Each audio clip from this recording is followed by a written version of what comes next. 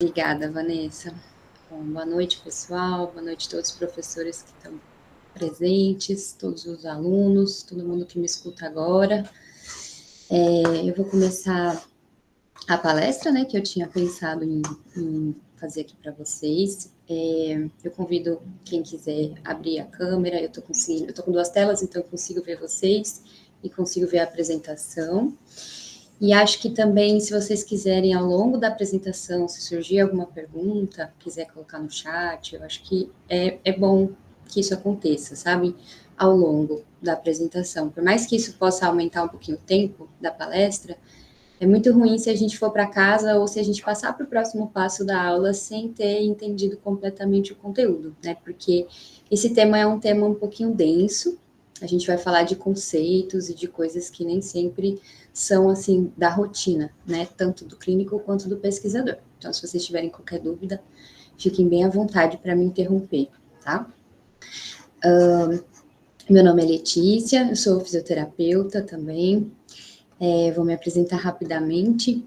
Eu coloquei aqui os tópicos também que são importantes da minha trajetória, focando na parte acadêmica, né? Senão a gente também começa a falar várias coisas que também são até mais emocionantes do que a trajetória acadêmica, com certeza. Mas eu formei na UFSCar, fui aluna de graduação, mestrado e doutorado, né, no curso de fisioterapia da UFSCar.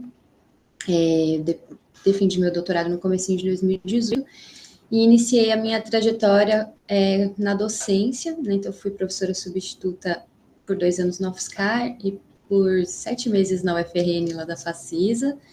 Foi uma honra estar ali. Eu estava me lembrando agora, a Vanessa falando, eu pensei assim, era por isso que eu gostava de estar lá, porque o corpo docente da UFRN, do campus da Facisa, é um negócio assim, é muito gostoso trabalhar ali, por causa das pessoas, sabe?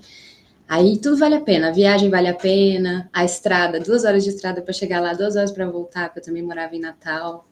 Então me deu um quentinho assim no coração, sabe? Não que aqui eu não tenha isso, mas o de lá é muito especial. O corpo docente da Facis é muito especial. Nesse meio tempo ali, entre 2018 e 2022, eu fiz um pós-doutorado na UFSCar e na Unesp, em colaboração. A Nayara concorda comigo. A Nayara tem saudade da Facisa também. Esse é um tópico em comum aqui. E eu trabalhei principalmente nessa época, né? Minha linha de pesquisa ela é voltada para cabeça, mandíbula e pescoço. Né? Então, se vocês, eu convido todo mundo aí a me seguir nas redes sociais, coloquei meu @, vocês vão ver que o meu foco é muito falar sobre isso, né? Sobre dores na ATM, dores de cabeça e cirurgias bucomaxilofaciais. Então, esse foi o meu tópico de pesquisa e é o tópico que eu atuo atualmente na prática clínica, né? Então, atualmente eu estou em Petrolina, na UPE, fazendo pós-doutorado. Cheguei aqui quase junto com a Nayara também, compartilhando essas saudades aí do Rio Grande do Norte. Sou docente da pós-graduação, né? Então dou aula para os cursos de mestrado e doutorado, que aqui a gente tem também o doutorado e o mestrado. E atuo na prática clínica no meu consultório. Então, atualmente é isso que eu estou fazendo por aqui. E o meu projeto de pesquisa de pós-doc é com saúde do idoso, que é uma nova aventura aí que eu estou fazendo nesse período, junto com o professor Rodrigo Capato, que é esposo da professora Carol Pitangui, que é da saúde da mulher. Então, o nosso laboratório ali é conjunto e eu escuto muito sobre a saúde da mulher e eles escutam muito sobre a saúde do idoso, meio que andando juntos lá no laboratório.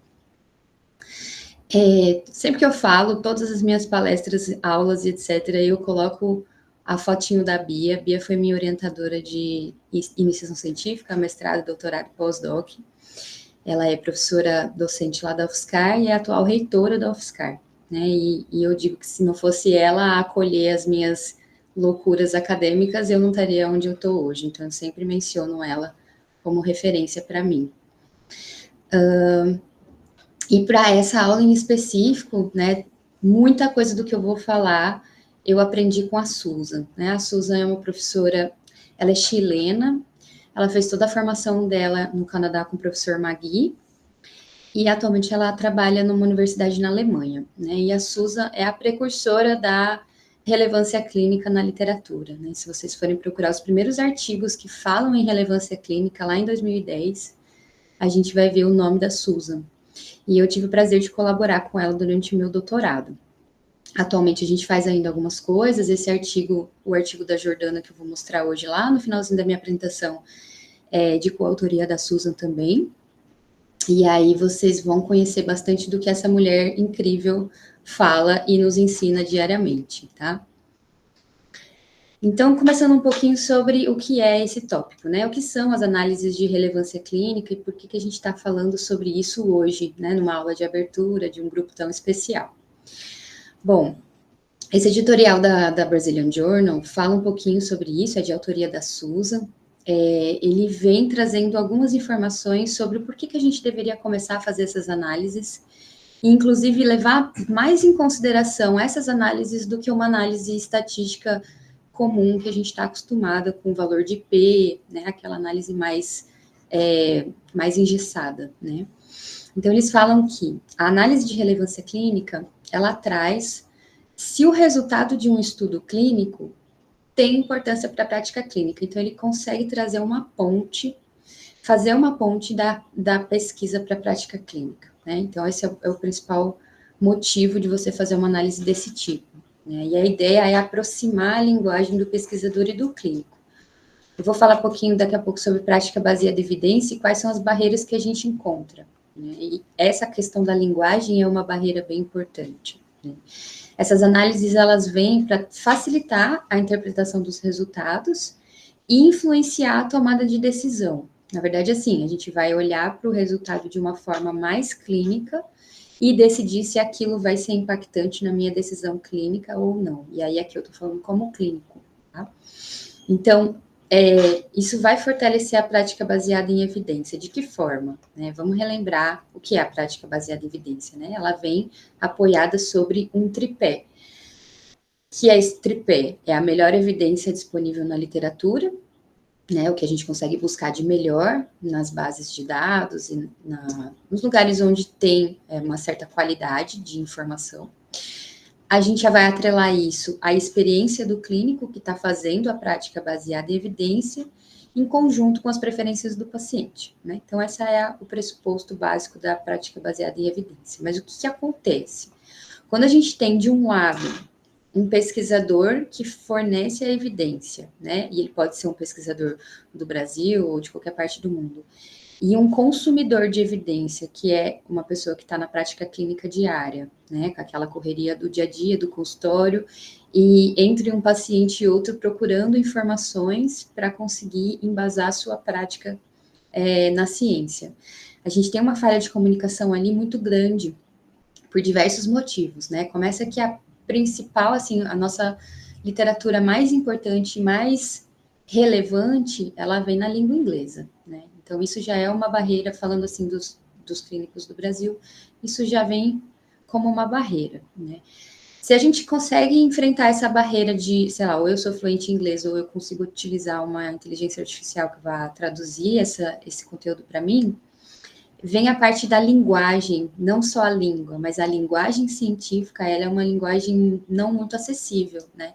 Então, aí o artigo vai falar de valor de P, vai falar de média, desvio padrão, e fazer umas comparações que não são palpáveis na prática clínica, e aí o clínico, ele acaba perdendo um pouco o interesse por aquele assunto, pela dificuldade de captar aquele resultado e aplicar na prática dele, né?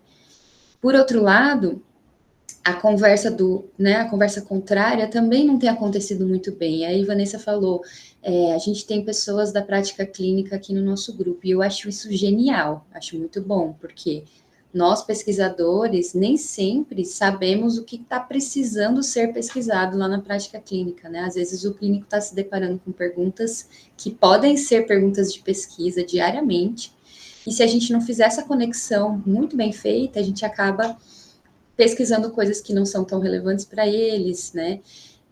Desperdiçando a oportunidade de estudos que poderiam ser muito bem aplicados na prática. Então, essa conexão de um lado, né, do fornecedor para o consumidor e do consumidor para o fornecedor tem sido feita de uma forma muito com falhas, né? Uma forma meio falha de acontecer. Principalmente porque aqui no Brasil a gente tem esse perfil do professor pesquisador está um pouco mais afastado da clínica, infelizmente, né? A gente tem essa coisa do professor ter que se dedicar à pesquisa, à docência, à gestão, a mil coisas, e muitas vezes ele se afasta um pouco da prática clínica.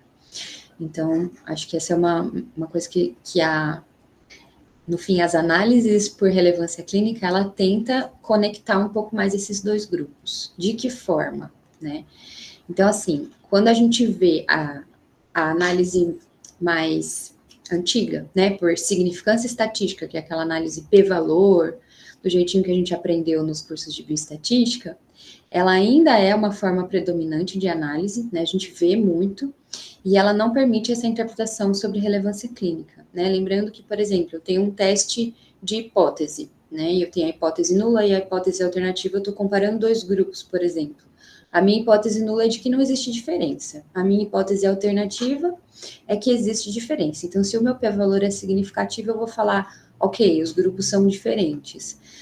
Percebam que o p-valor, ele vai trazer uma informação dicotômica, sim ou não. Ou é diferente ou é igual. Não dá para dizer, é muito igual ou é pouco igual, tá? Isso é uma coisa que, às vezes, a gente até acredita que o p-valor possa ter uma magnitude, mas ele não tem. Na verdade, ele é sim ou não.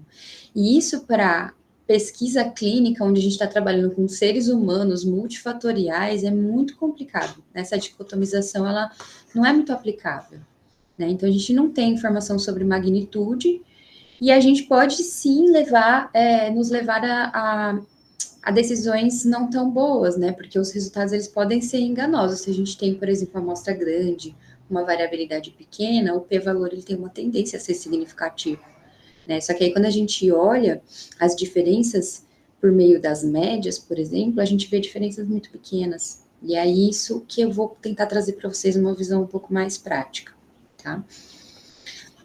Então, isoladamente, se a gente faz essa análise estatística por meio da significância, a gente está enfraquecendo a prática baseada em evidência. E agora eu falo como pesquisador, né? Então, se eu descrevo apenas essa análise estatística, eu não favoreço que um clínico, por exemplo, leia meu artigo e entenda o que eu estou falando, porque ele não é obrigado a entender a análise estatística, né? Então, assim, beleza, eu tenho um estudo com p-valor significativo, menor do que 0,5, mas esse efeito é grande ou é pequeno? O paciente percebe alguma melhora ou é apenas um dado numérico? Isso mudou a vida do paciente de alguma forma? O clínico, ele está satisfeito com essa mudança? Esse era o objetivo dele ou não?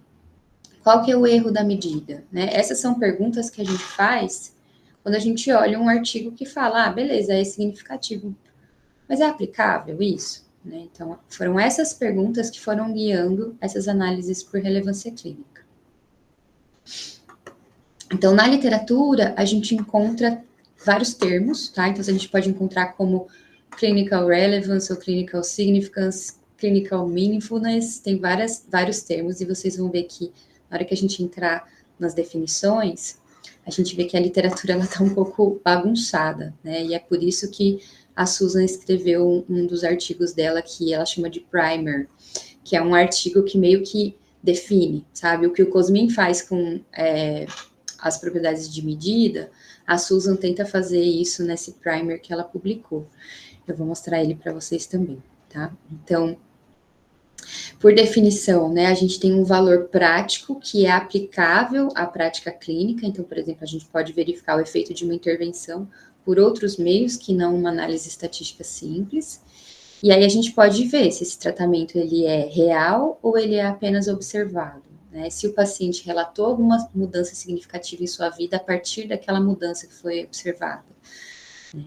E a gente pode olhar para diversos pontos de vista também. Então, o p-valor, ele vai trazer um ponto de vista do pesquisador, da estatística, mas a gente pode, através dessas medidas, inferir também o ponto de vista do clínico, do paciente, e isso poderia ser também utilizado para para decisões de saúde pública ou de convênio baseado no valor, né, no custo-benefício de uma técnica. Então, tem várias coisas que dá para fazer com esse tipo de análise, tá?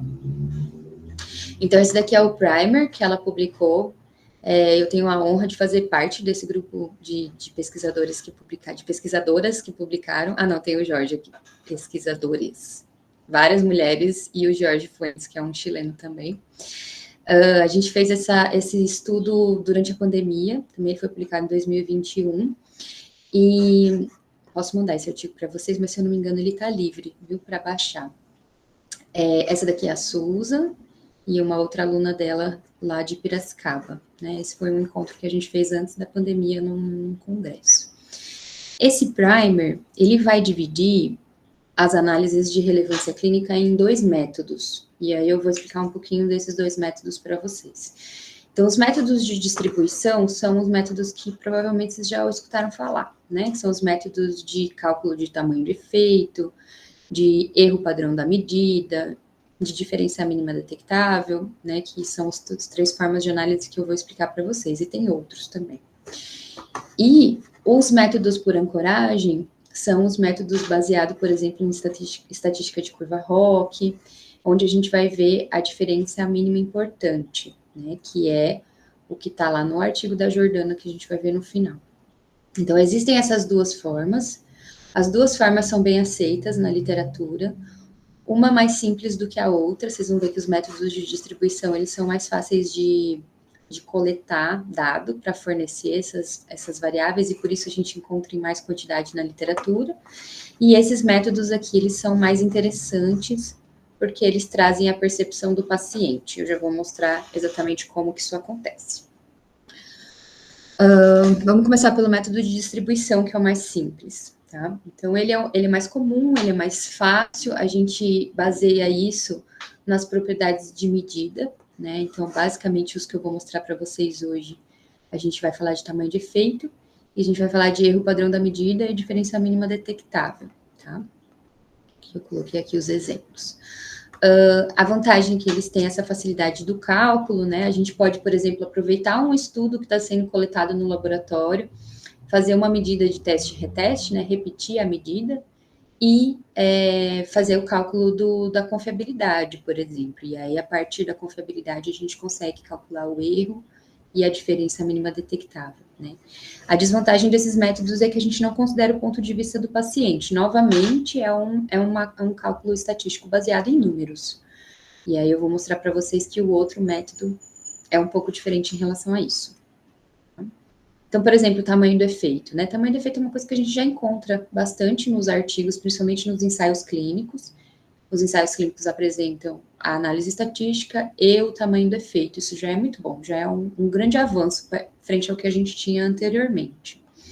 E aí a gente tem uma noção de magnitude do efeito, né? Então, não só sim ou não, mas a gente sabe um pouquinho mais sobre o quão diferentes esses grupos são, né? Ou qual a magnitude do efeito daquela intervenção. Então, a gente consegue comparar, por exemplo, grupos, ou comparar o mesmo grupo em 2 momentos, ou fazer correlações também, tá?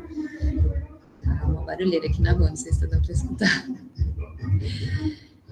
A interpretação, a gente vai interpretar assim, quanto maior o tamanho do efeito, maior a diferença entre os grupos, né? E aí a gente vai trazer a relevância clínica por meio dessa magnitude.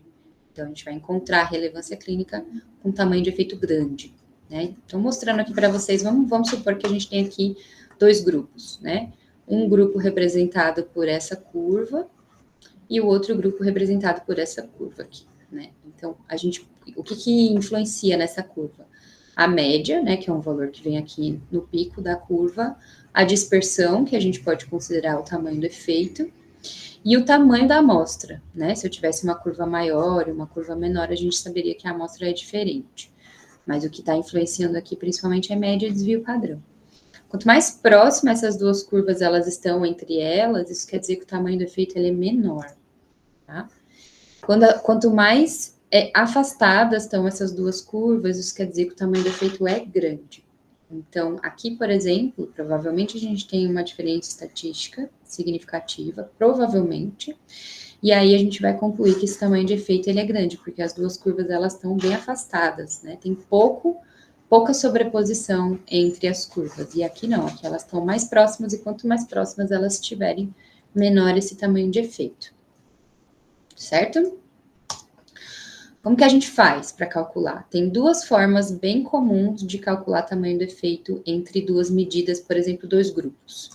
a diferença média, que é um cálculo mais simples, e a diferença média padronizada, que é a forma mais comum, a gente vê muito em meta-análise, né? Nas revisões sistemáticas com meta-análise, a gente vê muito esse cálculo. Mas a gente pode utilizar a diferença média também. Eu vou começar por ela, tá? A diferença média, ela é mais fácil de calcular. O que eu vou fazer? Eu vou pegar a média de um grupo e vou subtrair da média do outro grupo, né? Então, é um cálculo simples de subtração. A interpretação dela não é tão simples, né? Apesar dela ser fácil de calcular, ela não é tão fácil de interpretar. Por quê? Porque quando eu vou interpretar o resultado de um estudo por meio da diferença média, eu tenho que conhecer muito bem essa variável. E aí que começa o problema. A gente não conhece muito bem as nossas ferramentas, né? Aí entrando no mérito das propriedades de medida e tudo, a gente vai achar muitas barreiras. Mas eu vou utilizar aqui para exemplificar para vocês uma ferramenta que a gente conhece bem, que é a escala numérica de dor, tá? Então, vamos supor que eu estou utilizando aqui uma escala numérica de 0 a 10 pontos, e a gente tem na literatura, e eu trouxe aqui várias referências dizendo sobre a diferença mínima clinicamente importante da dor, né? Que varia entre 1,5 e 3,2 pontos, a depender da população, do tipo de dor, etc. Vamos ser bem conservador, vamos pegar a referência mais alta. Então, vamos supor que a gente vai considerar que a diferença mínima clinicamente importante da dor é 3 pontos. Então, numa escala de 0 a 10, como que eu interpreto isso? Se eu encontro uma diferença no meu paciente de 3 pontos, a partir disso, a partir de 3, eu vou considerar que foi uma melhora clinicamente relevante, tá? E isso a gente consegue inferir para diversas ferramentas, para questionários, para medidas objetivas, e para escalas como essa de dor, tá? Então, isso aí é uma informação que eu encontrei na literatura e eu estou trazendo para minha interpretação. Nesse momento, eu sou um clínico. E aí eu vou olhar um artigo, tá? Então, eu achei esse artigo aqui, que é um ensaio clínico que faz manipulação de dor para pacientes com dor no pescoço, tá? A gente não vai entrar nesse mérito, não, é só um exemplo mesmo. E esse ensaio clínico, ele me trouxe informações sobre duas técnicas, né? Uma técnica de manipulação e uma técnica de mobilização, e ele está comparando e tal. O que eu quero trazer desse exemplo, né? Eu tenho média desvio padrão de um grupo, né? Esse grupo tem 89 pessoas, e eu tenho média desvio padrão do outro grupo de 88 pessoas.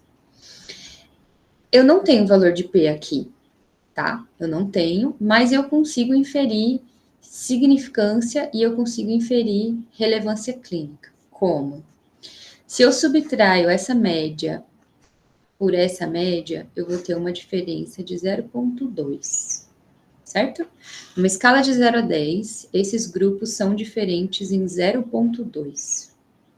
Eu acabei de falar para vocês que na literatura a gente fala que a diferença mínima clinicamente importante da dor é 3 pontos. Como que eu interpreto isso? Mesmo que fosse significativo, tá? Aqui, pelo intervalo de confiança, eu já sei que não é significativo, mas vai que deu significativo. É relevante uma mudança de 0,2? Não. Por quê? Porque a diferença mínima clinicamente importante dessa variável, que é a dor, gira em torno de 3. Até se eu utilizasse a menos conservadora, 1,5, não daria significativo aqui. Então, a gente não tem relevância clínica nesse resultado. Tá? É assim que eu interpretaria. Mas percebam, eu fiz um cálculo de cabeça aqui, muito simples, 1,6 menos 1,4, 0,20. E por eu conhecer muito bem essa variável, eu sei interpretar. E eu digo que não tem relevância clínica, tá? Então, aqui, fazer manipulação, fazer mobilização, tanto faz, tá? Os dois são iguais.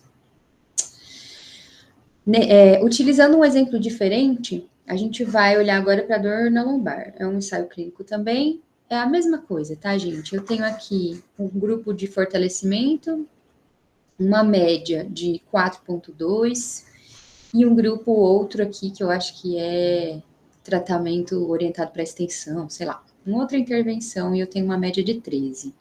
Nesse momento, a gente não está mais falando de dor. Aqui a gente está falando de um questionário. Esse questionário é muito utilizado para dor lombar.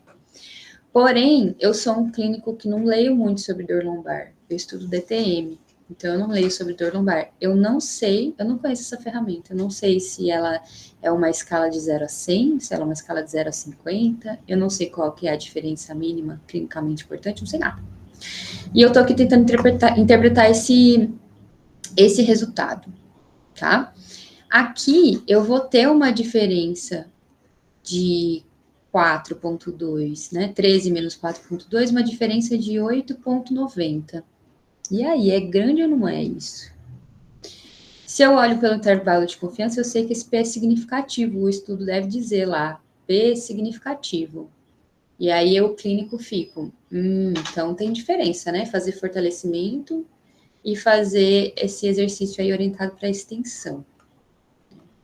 Mas eu não consigo interpretar pela ferramenta. Eu vou ter que procurar na literatura. E eu vou encontrar. Se eu procurar, eu vou encontrar, porque esse é um questionário muito utilizado. Mas e se fosse um questionário não muito utilizado? Né? Eu já vi, trago para vocês no final informações, né? Esse já é um spoiler de que na saúde da mulher a gente não tem muita informação de relevância clínica das ferramentas que vocês utilizam. Pelo menos para incontinência urinária não tem. Como é que eu interpreto isso? Né?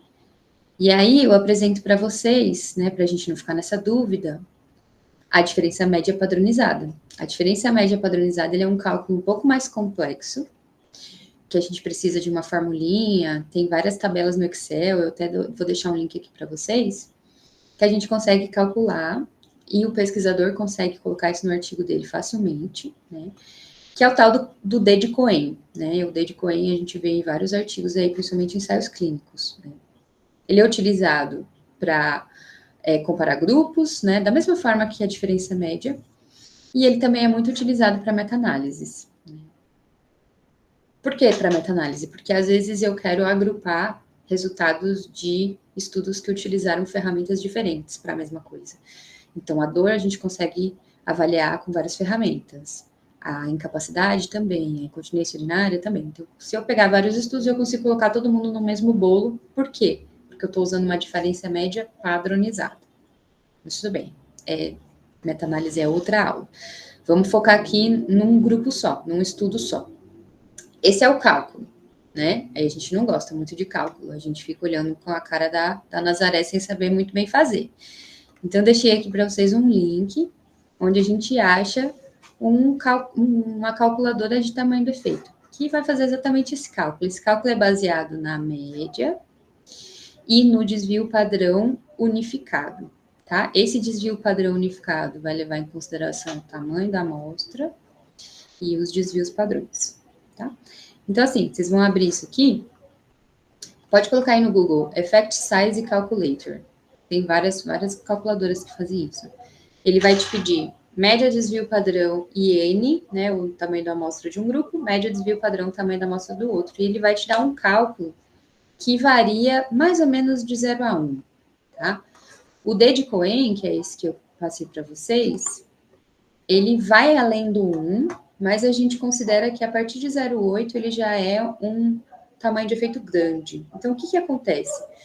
Por que ele é bom? Né? E eu gosto muito do D de Cohen ou desse tamanho de efeito padronizado. Todos os cálculos que eu fizer vão entrar dentro de uma mesma métrica, então eu consigo comparar o resultado de um estudo com o resultado de outro estudo, mesmo que ele não tenha utilizado exatamente a mesma ferramenta. Né? A gente tem que tomar cuidado para não comparar banana com maçã. Tá todo mundo falando de dor? Eu posso comparar. Tá?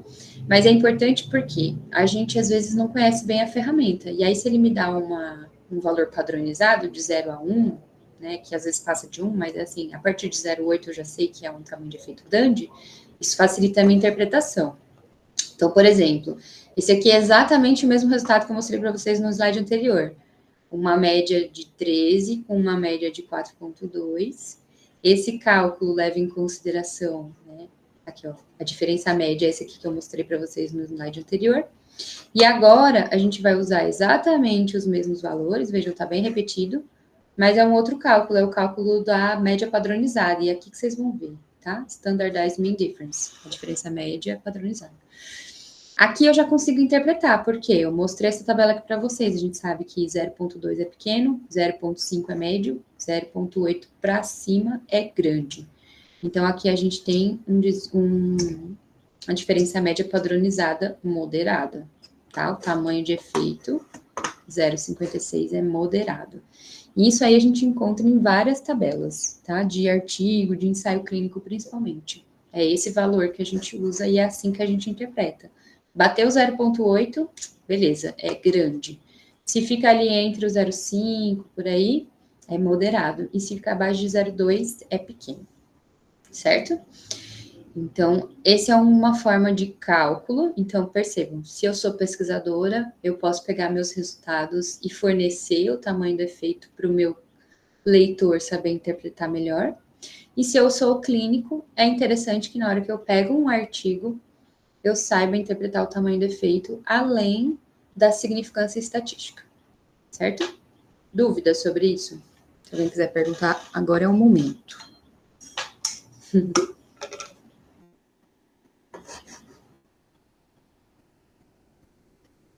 Pronto. Então, a gente já viu tamanho de efeito, calculado pela média, pela diferença média e pela diferença média padronizada. E agora a gente vai ver outros dois conceitos que aparecem bastante na literatura, que é o erro padrão da medida e a diferença mínima detectável.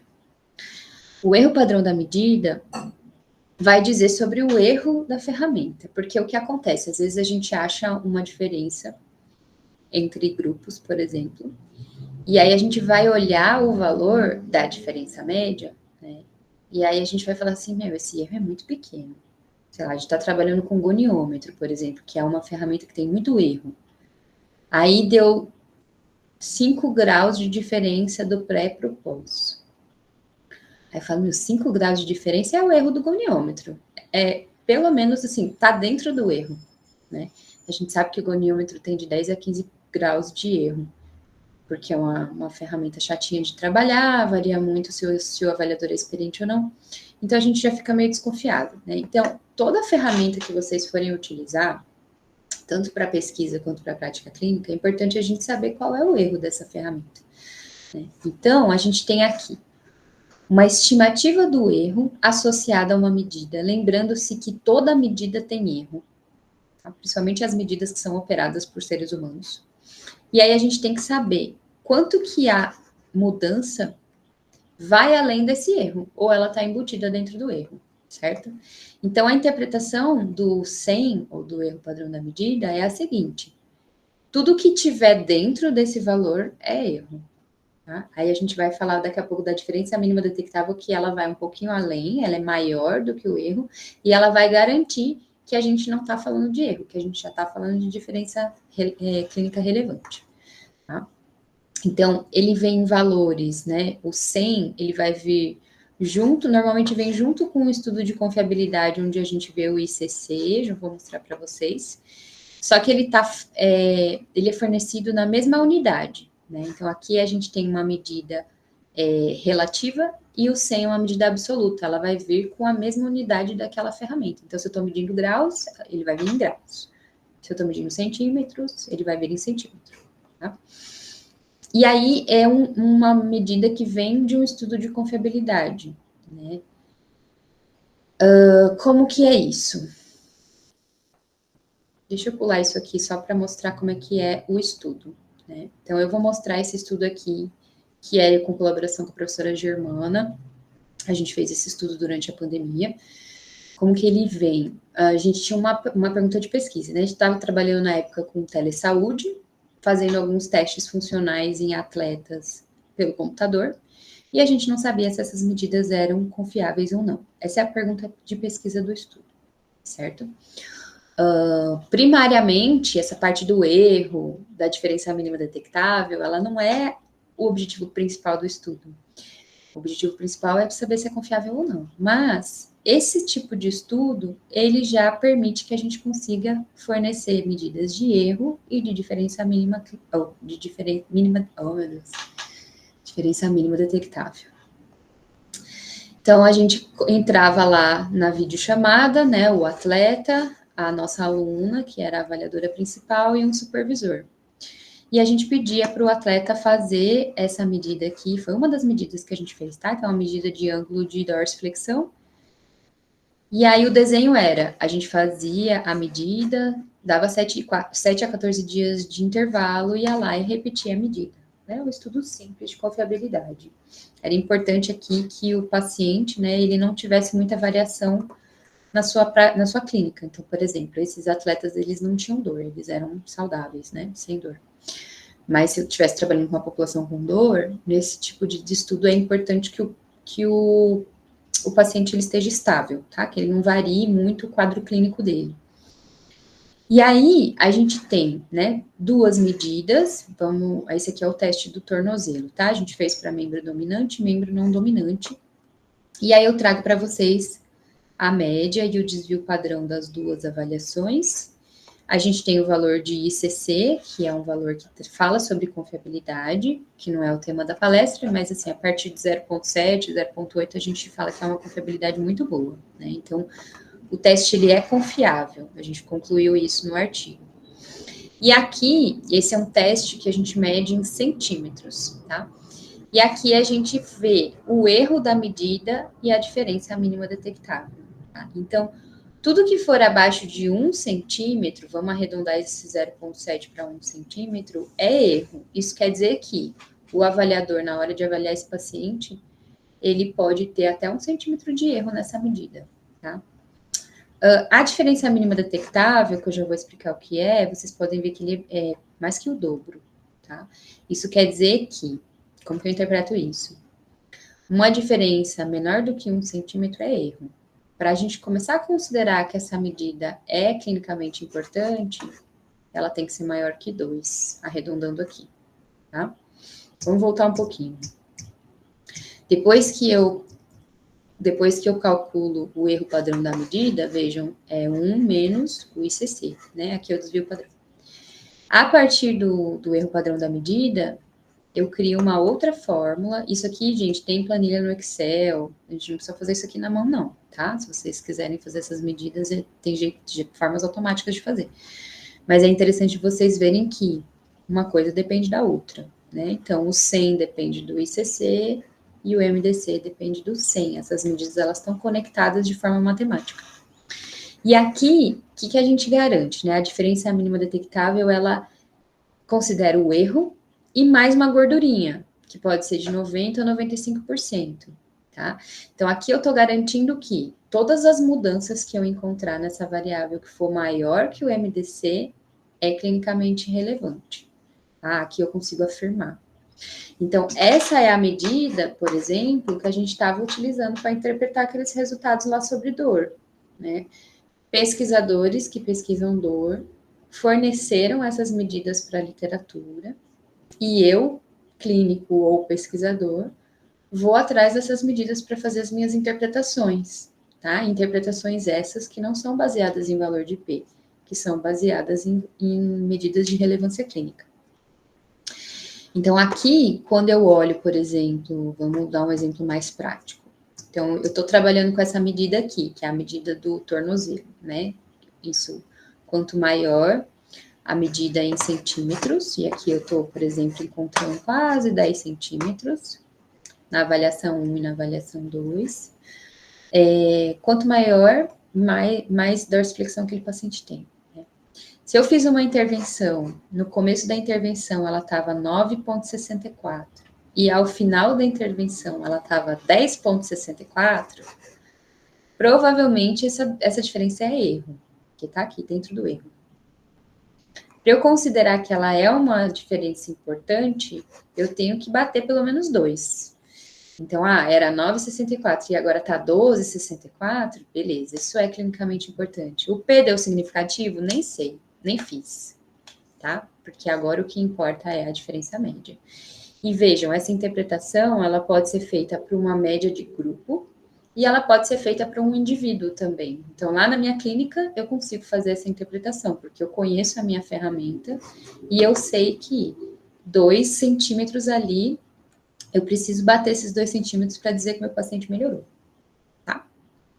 Essa é a forma de interpretar. Dúvidas sobre isso? Essas são as medidas que a gente mais encontra na literatura, tá? São medidas baseadas em estatística e em estudos de confiabilidade. Agora, o método de ancoragem é um pouquinho mais complexo, mas ele é mais legal. O que acontece? Eles estão menos disponíveis na literatura, porque eles partem do pressuposto que precisa haver um ensaio clínico, tá? Precisa haver uma âncora, que eu já vou explicar o que é uma outra variável que a gente vai embutir nesse ensaio clínico para poder fazer o cálculo.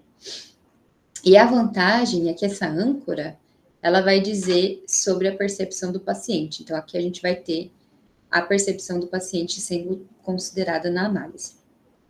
A desvantagem é que é um método menos preciso, ele acaba sendo mais subjetivo, e às vezes a medida ela está dentro do erro. Eu vou falar sobre isso mais no final, quando eu tiver números para mostrar para vocês. Tá?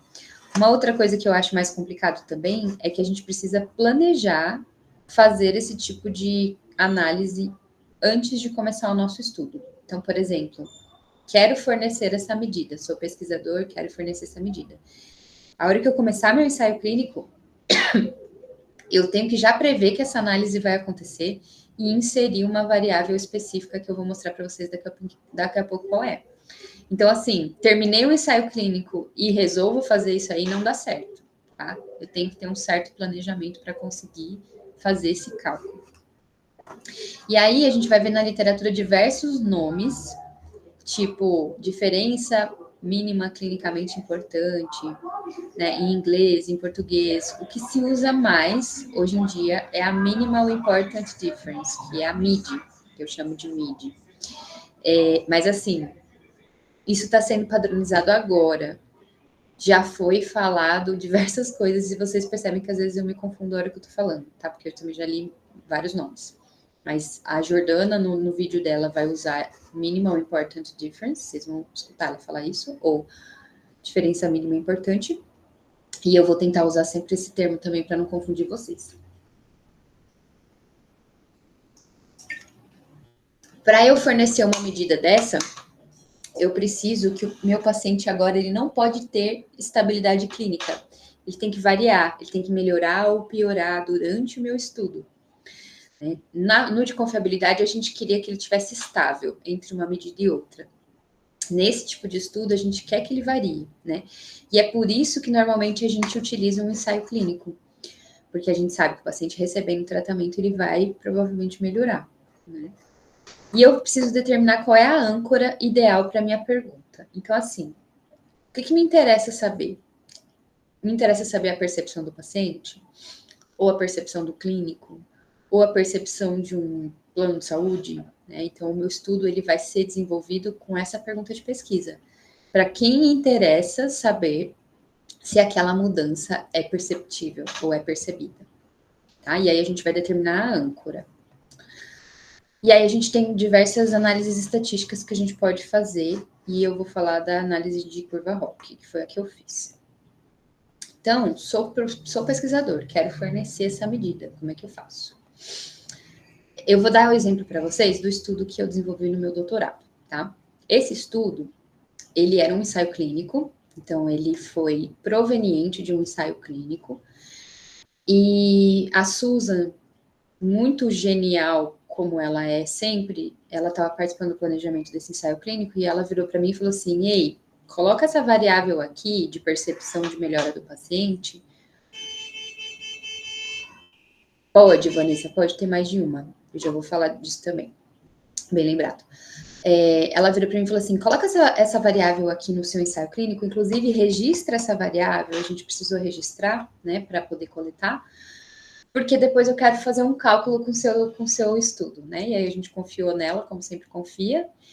E depois que a gente publicou o ensaio clínico, ela veio com essa análise secundária, né? Então, o objetivo desse estudo aqui era fornecer a diferença mínima importante para as variáveis que eu utilizei no meu ensaio clínico, né? Que era para tratamento de DTM, de mulheres com disfunção temporomandibular, né? Que era o que eu estudava na época. Então, o que a gente fez? A gente aplicou a ferramenta de interesse, a gente fez o tratamento do paciente, né? A gente tinha só um grupo que tratava, o outro era um grupo de controle puro, a gente não fazia nada. E aí a gente aplicou de novo a ferramenta de interesse e o comparador. No nosso caso, a ferramenta que a gente utilizou como comparador, ela é utilizada só no final, tá?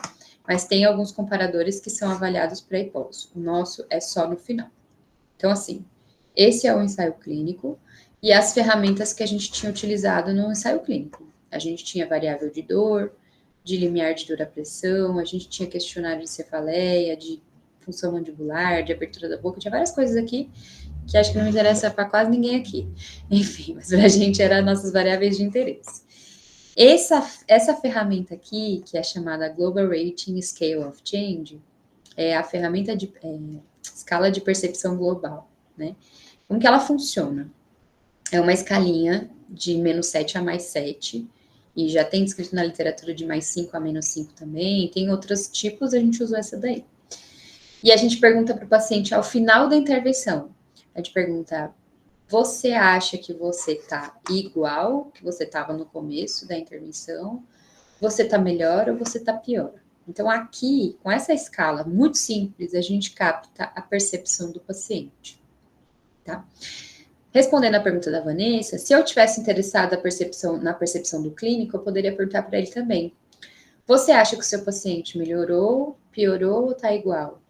Né?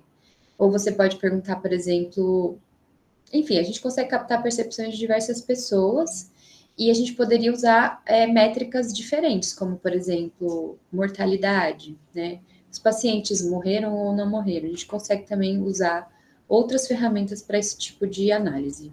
Para a gente era importante saber se o paciente está percebendo a melhora dele ou não, a gente utilizou essa.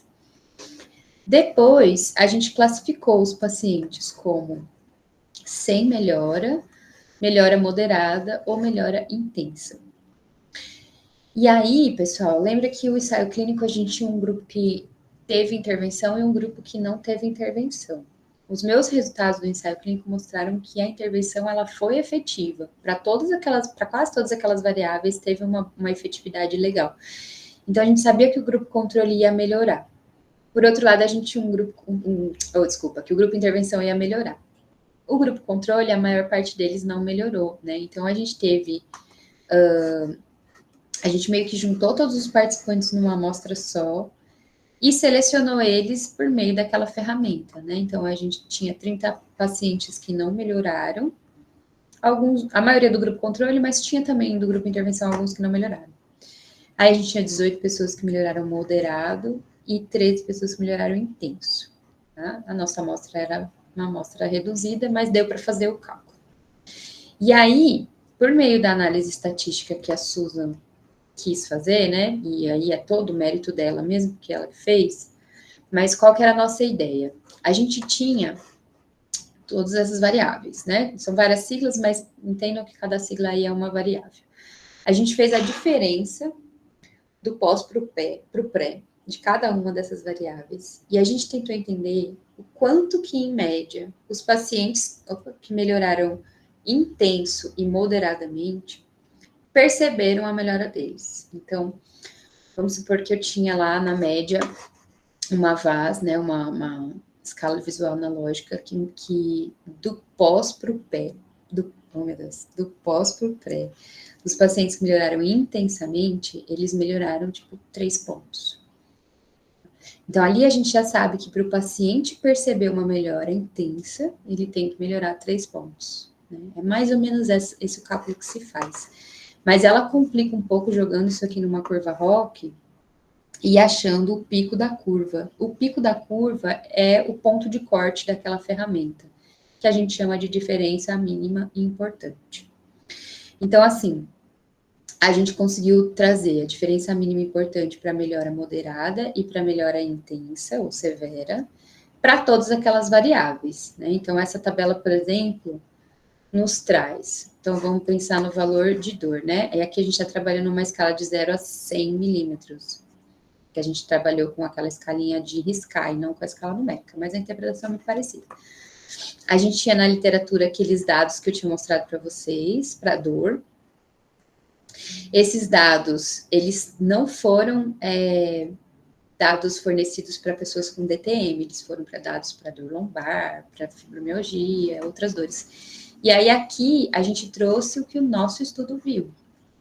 Percebam como é menor aqui, né, a diferença. Então, a interpretação dos futuros estudos baseados no nosso estudo é que a gente não precisa encontrar uma melhora de 32 milímetros. Uma melhora de 19 milímetros já diz que o paciente teve uma melhora intensa, porque ele percebe a melhora dele, certo? E a mesma coisa para as outras variáveis, né? O limiar de dor à pressão era um problemão, assim, todo mundo trabalha com limiar de dor à pressão é traumatizado, porque a gente não consegue encontrar a diferença clinicamente importante que a gente gostaria de encontrar, né? O pesquisador se frustra, coitado. Mas o de DTM, ele se frustra muito, porque as variáveis de referência que a gente tem na literatura são para o corpo todo, e aí a gente vai trabalhar com a face, que é muito mais sensível. Então, mudanças pequenas do limiar de dor à pressão da face já são clinicamente importantes, né? A gente viu aqui com valores bem menores. E nas outras variáveis também, né? Então, a gente viu os questionários e a abertura da boca, etc. E assim, qual que é a sacada desse estudo? Né? Que a Susan foi genial nesse sentido. Ela identificou uma lacuna na literatura. Ela disse assim: eu estou trabalhando com DTM faz anos e eu não consigo interpretar os meus resultados porque nos estudos não tem essas medidas. Então a gente não consegue comparar e interpretar. Vamos fornecer essas medidas para a literatura e a gente vai ser loucamente citada. E eu falei, bora, que eu estava, né, estou no começo de carreira, queria ser citada. E aí a gente publicou esse artigo e de fato ele está sendo muito citado. Então, assim, para que serve um estudo desse, né? Para a prática clínica, o clínico ele tem agora novas informações que ele pode usar para comparar os resultados das intervenções deles, né? Isso pode ser aplicado a um indivíduo. Então, facilita a tomada de decisão. Para futuros estudos, a gente consegue interpretar e discutir melhor esses dados e a gente consegue utilizar esses dados para cálculo amostral também. Então, realmente traz muita citação e a citação ela não é à toa, ela traz realmente um impacto para a literatura, tá? Por exemplo, veio um ensaio clínico depois do meu estudo publicado. Eles utilizaram as nossas medidas, eles citaram a gente e utilizaram. Então, eles tinham lá as mesmas ferramentas. Eles usavam a escala visual analógica, o limiar de dor à pressão e a abertura da boca. O que eles encontraram no estudo dele? Isso aqui, gente, é um exemplo de como vocês podem montar uma tabela que não leva em consideração o p-valor e sim a relevância clínica. Deixa eu explicar para vocês. A gente tem aqui pré-intervenção, pós-intervenção. É um ensaio clínico não randomizado, tá? E não controlado, só tem um grupo. Então, a gente tem os pacientes, né? A média, desvio padrão antes da intervenção, após a intervenção. Aqui a gente pode fazer tanto o cálculo de diferença média, eu posso subtrair 48, 32 de 48, e a gente vai ter a diferença média que eu consigo interpretar. A gente tem o tamanho do efeito aqui, aquele cálculo que a partir de 0,8 a gente já sabe que é grande. E a gente tem o p-valor, porque sim, né? O importante é a gente não colocar só o p-valor, mas colocar também outros dados. E eles fizeram isso aqui bem interessante. Na discussão, eles fazem o cálculo da diferença média, então aqui 48 menos 32 dá 16. E eles falam que o nosso estudo fornece uma medida de 19. E aí ele fala assim, ó, é significativo, o tamanho de efeito é grande, mas se a gente olhar para a diferença média, não foi maior. Então, não foi clinicamente importante. A mesma coisa eles fazem para as outras variáveis. Aqui são limiar de dor à pressão, né? Tudo significativo, tem um tamanho de efeito moderados e grandes, ó, aqui passa até de 1. E aí ele olha a diferença mínima clinicamente importante, ou a diferença mínima importante. E aqui ele diz, beleza, isso é clinicamente importante, tá? Mesma coisa com a abertura da boca. Então, essa é uma forma de interpretar sem se basear apenas no p-valor, tá? Esse autor aqui, ele foi muito, muito feliz na interpretação dele. Então, a conclusão desse estudo é que, apesar da significância estatística, pode ser que não haja relevância clínica, né? Como aconteceu aqui nessa primeira variável. Dúvidas sobre isso, gente? Bom, algumas mensagens dessa aula sobre mensagens que vocês podem levar para casa, tá? Antes da gente entrar na parte da revisão sistemática da Jordana. Se você é um fornecedor de evidência, né? Aqui a gente está no grupo de pesquisa, tem clínicos e tem pesquisadores, e essa é a mensagem que eu deixo para o pesquisador. É importante a gente analisar e relatar a relevância clínica dos estudos. As revistas mais modernas, que estão muito preocupadas com isso, elas já estão exigindo que haja uma interpretação e a demonstração de relevância clínica dos estudos, né? Então, isso a gente já está fazendo, já é um exercício que a gente tem feito para publicar nas boas revistas, e eu acredito que cada vez mais a gente vai fazer. Tá? Eu sugiro que vocês continuem fazendo isso, porque é bom. Tá? A gente já sabe que isso facilita a comunicação com o clínico. Quando vocês forem desenhar novos estudos, né, na fase de planejamento de estudos, é importante a gente já considerar como que eu posso fornecer novas medidas de análise de relevância clínica. Então, por exemplo, eu estou desenvolvendo um estudo que é transversal, será que se eu repetir aquela coleta uma semana depois, eu consigo fazer um estudo de confiabilidade e demonstrar qual é o erro daquela medida? Né? Isso facilita a interpretação, fortalece teus resultados, traz relevância clínica. Então, quando a gente está desenhando um estudo, é legal a gente pensar nisso também.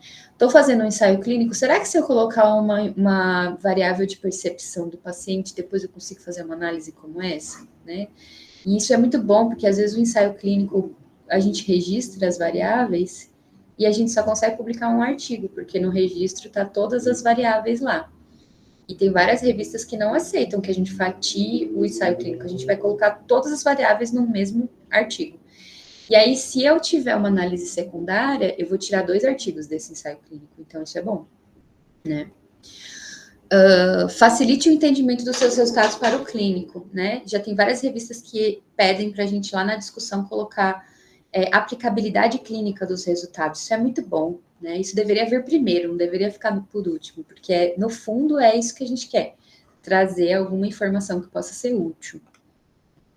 Então, esse tópico aplicabilidade clínica é muito importante. E sugerir futuros estudos para fortalecer essa evidência. Então, quando a gente está discutindo dados de ensaio clínico, às vezes aparecem novas perguntas de pesquisa que a gente pode sugerir para futuros estudos, né? Então, colocar isso na discussão dos nossos artigos é muito importante. Se caso vocês forem editores e revisores de artigo, é importante que a gente exija que os autores façam esse tipo de análise, né? Várias vezes eu já devolvi artigo que eu estava dando parecer, porque fala de p-valor, eu sei que na literatura tem informação que dá para ser utilizada daquelas ferramentas, e o autor não considera isso, e eu acho que isso é muito grave, né? Então, se a gente tem formas de interpretar além do p-valor, a gente deve ir além e deve exigir que os outros atores vá além também. Para o consumidor de evidência, né? Então, os clínicos que estão aí escutando e queiram levar uma mensagem para casa, né? Fazer prática baseada em evidência, acho que aqui não é uma novidade para ninguém. Se vocês tiverem perguntas clínicas que estão sendo, né, elaboradas na prática clínica de vocês e vocês trouxerem isso para os pesquisadores, isso para a gente é ouro, né? Muito difícil achar uma pergunta de pesquisa que não está sendo explorada e que vai trazer relevância, mesmo que seja uma relevância ali local e tudo, mas a gente gosta muito quando vem essas perguntas assim capciosas dos clínicos para a gente pesquisar, tá? Normalmente dão artigos muito bons. Comparar os seus resultados no que você encontra na tua clínica com os bons estudos das áreas, né? Então, seguir as boas revistas, ler sobre isso e comparar os seus resultados para tomar suas decisões baseadas em evidência e ter essas decisões quanto mais conscientes, melhores, né? Eu estou bastante na prática clínica agora e eu percebo que se a gente descuidar, a gente entra num looping infinito de prática não baseada, né? A gente para de se questionar, a gente começa a encontrar caminhos que são mais fáceis, que são mais lógicos na nossa cabeça, mas a gente tem que sempre lembrar que a pesquisa, que a ciência, ela é muito fluida, né? Então, a todo tempo está saindo coisas novas, a gente precisa se atualizar, quanto mais melhor, e a gente não pode se acomodar, Porque às vezes a evidência mudou e a gente continua fazendo as mesmas coisas, né? Então, essa é a minha mensagem, assim, de clínico para clínico, que a gente não se acomode nunca. Abro agora para qualquer dúvidas e perguntas que vocês tenham. E a aula, ela se fecha, né, na revisão sistemática da Giordano. Eu já vou abrir para a pergunta no final, tá? Essa revisão sistemática, ela foi desenvolvida, ela é pandêmica também, foi 2021, eu acho, 22. A Jordana é uma aluna da professora Patrícia Driunso. Ela esteve com a Susan durante um ano lá na Alemanha, e agora ela está de volta lá com a Susan, fazendo o pós-doc dela. E a gente desenvolveu essa revisão sistemática juntas, sobre a diferença mínima importante das ferramentas utilizadas para incontinência urinária. Tá? Essa é uma revisão sistemática. Então, o que ela fez? Ela buscou tudo que tinha na literatura sobre esse assunto e colocou nesse artigo muito lindo e maravilhoso. Tá? A gente tem um orgulho enorme desse artigo. Ele é feito por mulheres de 3 países diferentes. E assim, a Jordana, ela teve um trabalho absurdo para fazer essa revisão sistemática. Assim, foi uma das que mais trabalhosas que eu já participei. E ela fez um vídeo para vocês sobre a revisão, tá? Porque a Vanessa queria que eu falasse sobre a revisão e eu falei assim, é a Jordana que tem que falar, não sou eu, não. Eu nem me sinto à vontade de falar desse artigo, porque ele realmente é bem complexo. Então, ela gravou o vídeo, a gente vai mandar o link para vocês no Drive. É um vídeo que tem 50 minutos, então não vai dar para transmitir, é muito longo, mas ele tem detalhes e ele revisa um pouco o que eu falei na aula e fica aí para vocês como um local onde vocês podem voltar para assistir de novo, né? Porque não é um conteúdo que você absorve assim rapidinho, é uma coisa bem densa mesmo. Mas eu queria aqui deixar meu agradecimento à Jordana pela gravação do vídeo. E assim eu encerro a minha aula, agradecendo o convite e me colocando à disposição, de fato, para responder perguntas, tá? Muito obrigada.